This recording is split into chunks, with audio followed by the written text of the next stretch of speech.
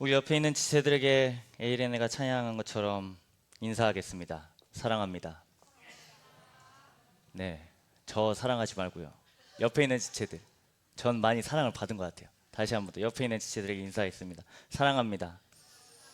네, 그냥 사랑하는 게 아니고 오늘 찬양에 고백된 것처럼 그리스도 예수 안에서 사랑할 때 의미가 있습니다. 오늘 우리가 함께 읽은 요한일서 4장 7절부터 13절까지의 말씀을 통해서 우리의 수련회 제목, 놀고 먹고 사랑하자의 마지막 시간일 것 같습니다. 그간 3일간 참여하신 분들도 또 같이 기도로 도와주신 분들도 제가 임원을 대표해서 감사의 인사를 전합니다. 우리가 에베소서 1장부터 3장까지의 말씀을 통해서 들었지만 오늘 저희가 함께 읽은 이 요한일서에서도 동일하게 우리에게 도전하고 있습니다. 사랑할 것을. 그런데 세상이 말하는 사랑과 기독교에서 말하는 사랑은 조금 다른 개념인 것 같습니다. 왜냐하면 사랑이라는 이 투박한, 어떻게 보면 자주 회자되니까, 자주 말되어지니까 이 개념이 희미해지고 투박할 것 같지만 진짜 사랑하는 건 자신의 목숨까지 내어주는 사랑을 진짜 사랑이라고 얘기하거든요, 성경은. 그런데 어떻게 보면 세상에서 말하는 이 사랑은 자기 목숨보다는 굉장히 피상적일 때가 많이 있는 것 같습니다. 그냥 인사치레 아니면 그냥 어색하지 않기 위해 쓰는 표현 정도라고 생각될 수 있을 것 같아요. 그런데 오늘 우리에게 주신 이 7절부터 13절까지의 말씀을 통해서 우리가 알 수 있는 건 우리에게 사랑이 있다고 말씀한 게 아니라 하나님께 사랑이 있다라고 분명히 성경은 증언하고 있습니다. 그 말을 반대로 생각해 보면 이건 우리의 능력으로 사랑할 수 있는 게 아니라 하나님의 사랑을 받은 자들이 사랑할 수 있다라는 또 하나의 가능성을 제시하는 걸 겁니다.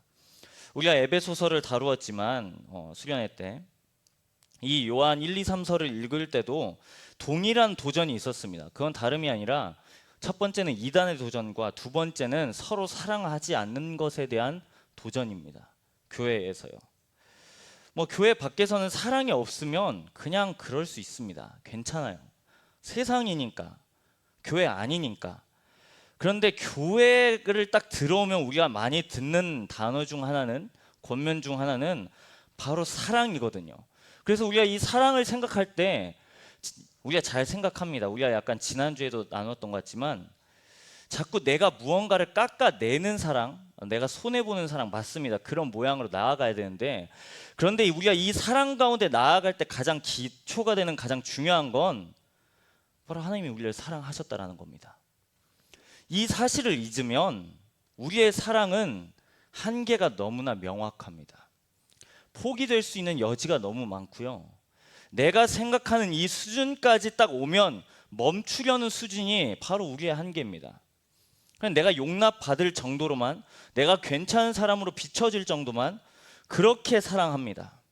그런데 기독교에서 말하는 사랑은, 그리고 더 성서에서의 말하는 사랑은 아주 분명하게 우리에게 제시하고 있습니다. 8절에 그렇죠? 사랑하지 아니하는 자는 하나님을 알지 못하나니 이는 하나님은 사랑이심이라라고 말하고 있습니다. 그러니까 하나님을 알 수 있는 가장 유일무이하진 않지만 가장 우리에게 마주할 수 있는 가장 좋은 교집합은 바로 사랑이에요. 사랑. 하나님을 어디서 경험할 수 있나요? 하나님을 우리가 어떻게 인식하고 인지할 수 있죠? 바로 사랑이거든요. 사랑이 아니고서는 우리가 하나님을 잘 깨닫지 않습니다. 이 말을 반대로 돌려보면 우리가 얼마나 하나님 앞에서 큰 사랑을 받았는지 깨닫지 못하면 하나님의 사랑은 되게 축소되기 쉽습니다. 이게 우리가 계속해서 반복되는 복음의 가장 중요한 과제 중 하나죠. 당신은 엄청난 죄인입니다. 그럼에도 불구하고 하나님은 그런 당신을 사랑하셨습니다. 이게 바로 복음이 말하는 가장 큰 대전제입니다. 이게 우리에게 지금 오는 대전제고, 오늘 우리가 읽었던 7절부터 13절까지의 말씀이 그걸 우리에게 아주 분명하게 증언하고 있습니다.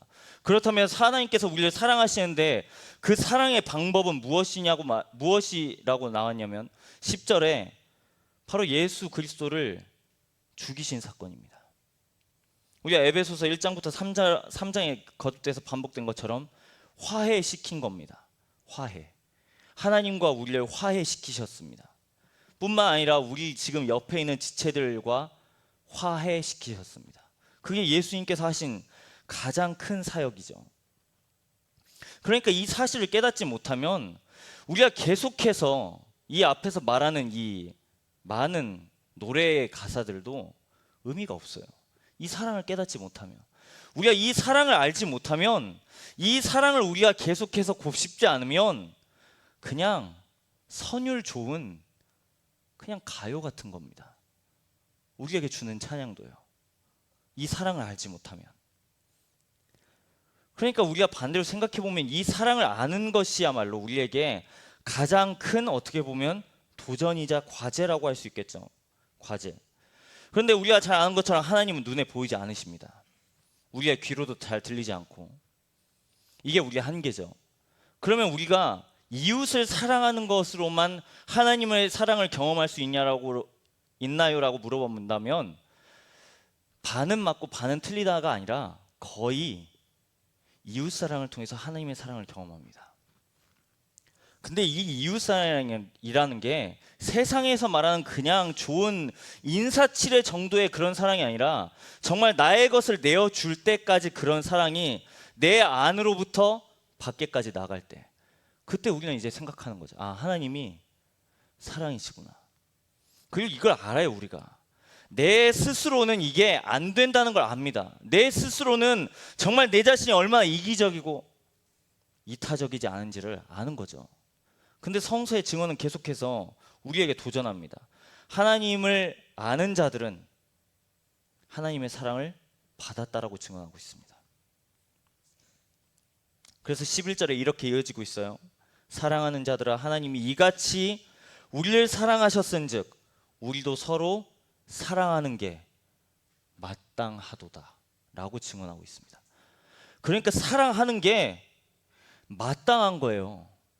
내가 이웃을 위해서 나의 곁을, 나의 마음의 온도를, 나의 이 눈높이를 낮추는 건 마땅한 거라고요. 마땅한 거. 이게 그냥 되게 고가운 일이 아니라 그냥 하나님은 사랑 줬으니까 그냥 한번 해볼게요, 이게 아니라 하나님의 사랑을 받았으면 여기까지 오는 단계는 마땅하다라고 오늘 요한 1서 4장 11절은 분명히 우리에게 도전하고 있습니다. 분명히. 그리고 12절에 이렇게 이어지고 있어요. 어느 때나 하나님을 본 사람이었으되 만일 우리가 서로 사랑하면 하나님이 우리 안에 거하시고 그의 사랑이 우리 안에 온전히 이루어지느니라. 이 말을 반대로 역으로 생각해 보면 하나님의 사랑이 우리 가운데 충만하게 이루어지면 하나님을 본 것과 다름없는 거예요. 지금 이게 교회의 사명입니다. 이게. 그러니까 교회는 계속해서 사랑을 말하는 겁니다. 계속해서요. 내일이 되어서도, 내년이 되어서도, 또 내년이 되어서도 우리는 계속해서 이 사랑에 대한 이야기를 듣습니다. 왜냐고요? 우리 스스로가 그 사랑을 만들어낼 수 없어서요. 우리 스스로가 이 사랑을 창조할 수 없기 때문에 그래요. 여러분 착각하지 마세요. 내가 이웃에게 이러한 곁을 내어준다고 내 자신의 이 마음의 넓이가 넓어졌다고 착각하는 건 되게 오산입니다. 예수 그리스도의 사랑이 없고서는 우리는 단 한순간도 이웃을 내 이웃이라고 여기지 않습니다. 절대로요. 이웃을 나의 친구라고 받아들이지 않습니다. 하나님의 사랑을 내가 받지 않고서는 다 원수인 거죠. 다 원수인 거예요. 이게 지금 우리 가운데 지금 있는 상황인 거죠. 그런데 오늘 우리에게 주는 이 말씀은 너무나 놀랍게도 그 반대의 설명을 우리에게 주고 있습니다. 하나님의 사랑이 있으면 우리가 충분히 서로를 사랑할 수 있다고 말합니다. 그럼 여러분 우리가 노력해야 될 부분 뭘까요? 이웃을 사랑하는 거요? 열심히 하는 거요? 좋습니다. 그런데 하나님을 사랑하는 게 먼저이지 않을까요? 오늘 증언에 비추어 보면 하나님을 사랑하는 게 결국 하나님은 사랑이시라는 이 진리가 나의 머리와 나의 입술과 나의 마음 가운데 고백되어지지 않고서는 이 말씀은 율법이 되는 거예요. 결국 율법이라고요. 또 내가 해야 되는 거라고요. 또 내가 열심히 사랑을 만들어내서 이웃을 품어내는 과정 가운데 가는 그러한 명령이 된다고요. 그런데 이걸 우리는 뒤집어 보자고요. 하나님이 나를 사랑했기 때문에 내가 이웃을 사랑할 수 있는 거예요. 이게 복음인 거죠. 내가 지금 얼마나 큰 죄를 저질렀기 때문에 하나님께 용납받지 못한 그 상태였음에도 불구하고 여전히 하나님은 우리를 향해서 사랑이다라고 성경은 증언하고 있기 때문입니다. 우리가 모태신앙 다시 시작하기 위해서 그걸 점검했습니다. 우리의 신앙의 점검, 우리의 신앙의 기초, 그건 뭔가요? 그리스도 예수 안에서죠. 그리스도 예수 안에서. 우리가 이 사실을 놓으면 우리는 아무것도 아닌 겁니다. 우리가 이 사실을 희미하게 갖고 있으면 죄송합니다, 여러분. 30년 믿었어도 다시 돌아가야 됩니다. 50년 믿으셨나요? 다시 돌아가세요. 무언가 많이 감당하고 있나요? 내려놓으세요. 과감히 도전합니다. 이 그리스도 예수 안에서 이것을 내가 깨닫지 못하고 내가 하나님의 사랑을 노래한다고요? 그건 말이 안 돼요. 그건 신앙이 아니죠. 그게 어떻게 신앙이 되는가요? 신앙이라는 건 분명한 신앙 고백 위에 세워져야 되는데, 예수가 나의 생명이라는 고백 위에 세워져야 되는데, 반대로 말하면 나에게는 생명이 없고 오직 예수께만 생명이 있다는 걸 고백되는 건데, 이걸 내가 희미하게 갖고 있으면 믿음이 아닌 거죠. 신앙이 아닌 거죠. 다시 돌아가야죠. 이게 우리 가운데 지금 도전되는 부분입니다. 그러니까 여러분, 오늘 7절부터 13절에 이르기까지 우리가 점검되어야 되는 부분은, 우리가 수련회를 마쳤지만 결국 우리가 붙잡아야 되는 건 그리스도 예수 안에서인 거죠. 그리스도 예수 안에서. 제가 서두에서 우리가 같이 인사했습니다. 사랑합니다. 도대체 왜 사랑하죠? 왜 사랑하세요? 옆에 있는 친구들을, 지체들을 왜 사랑하죠? 제가 시켰기 때문에 사랑한 건가요? 만약에 지금 여러분이 이 말에 제가 동의된다고 말한다면 다시 돼야 되는 거죠. 다시 신앙을 배워야 되는 거죠. 다시 연습해야 되는 거죠. 우리가 알다시피 이번 수련회는 굉장히 파격적이라는 평가를 받고 있는 수련회였습니다. 모르겠어요. 여러분이 갖고 있는 수련회의 이미지는 어떤 건지 모르겠지만 제가 갖고 있는 수련회의 이미지는 우리 앞에서 잘 해주셨습니다만 이거 없어도 할 수 있잖아요. 할 수 있는 거 아니에요? 그냥 우리가 생목으로 불러도 되는 거 아니에요? 우리가 예수 안에 있으면 되는 거 아니에요? 예수 안에 있으면 프로그램 없어도 되는 거 아니에요? 예수 안에 있으면 우리가 많은 것을 갖추지 않아도 되는 거잖아요. 예배도 그러는 거 아니에요? 우리의 신앙도 그러는 거 아니에요? 우리의 사역도 그러는 거 아니에요? 여러분, 우리의 수련회가 파격적인 게 아니라 여러분, 우리의 수련회는 기본으로 돌아간 겁니다. 다시. 이것이 없어도 우리는 가능하다. 왜요?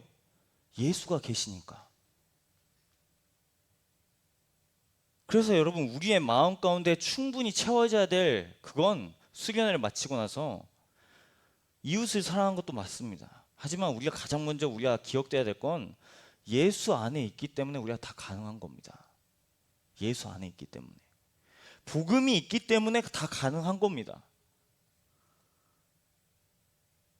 그러니까 오늘 우리에게 도전되는 이 7절부터 13절의 말씀은 우리가 예수의 사랑을 경험하지 않았다면 되게 힘든 걸 거고, 예수의 사랑을 이미 내가 회심으로 경험했다면 되게 다시금 우리가 돌아가는 제목일 겁니다. 하지만 우리는 계속해서 도전합니다. 예수가 아니고서는 우리는 될 수 없습니다. 이게 신앙이죠. 이게 믿음이어야 되죠.